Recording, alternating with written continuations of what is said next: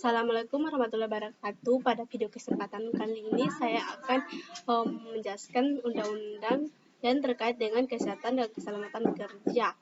Langsung saja kita masuk di materi. Pasal 27 ayat 2, tiap-tiap warga negara berhak atas pekerjaan dan penghidupan yang layak bagi manusia. Undang-Undang nomor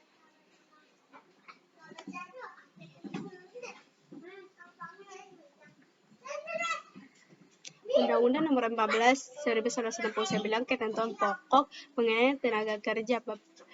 Pasal 9, tiap tenaga kerja berhak mendapat perlindungan atas keselamatan, kesehatan, kesusilaan, pemeliharaan moral kerja, serta perlakuan yang sesuai dengan martabat manusia dan moral agama.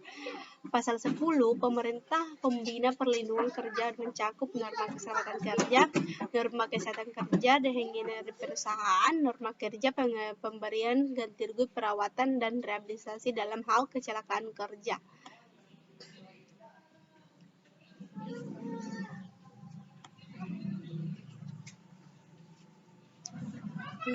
Pada Undang-Undang nomor 14 1969 ketentuan pokok mengenai ketenagakerjaan.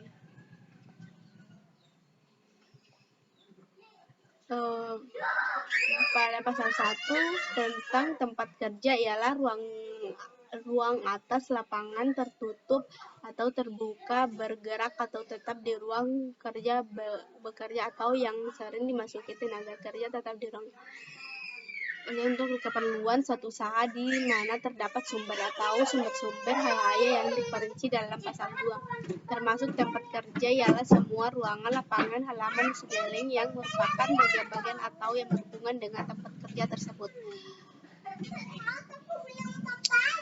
Pasal 1 tentang pengurus ialah orang yang mempunyai tugas memimpin langsung suatu tempat kerja atau bagiannya yang berdiri sendiri.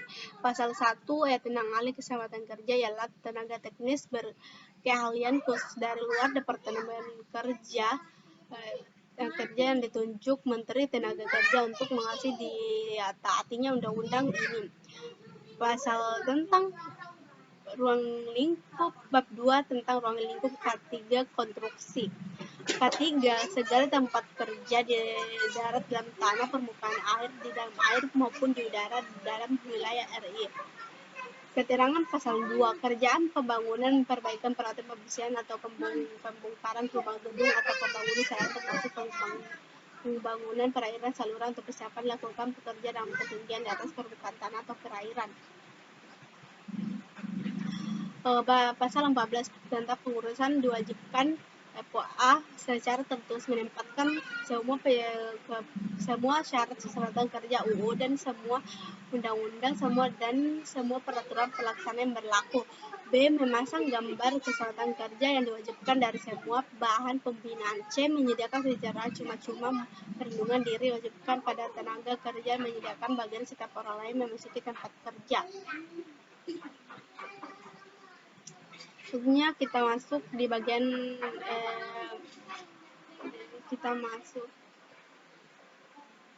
di Undang-Undang nomor 13 nomor 23 1992 tentang kesehatan.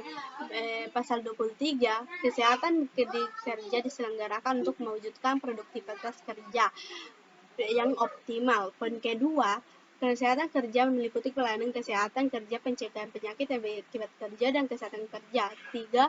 Kesehatan tempat kerja wajib menyelenggarakan kesehatan kerja. 4. Ketentuan mengenai kesehatan kerja bagaimana dimaksud dalam ayat 2 dan ayat 3 ditetapkan dengan peraturan pemerintah.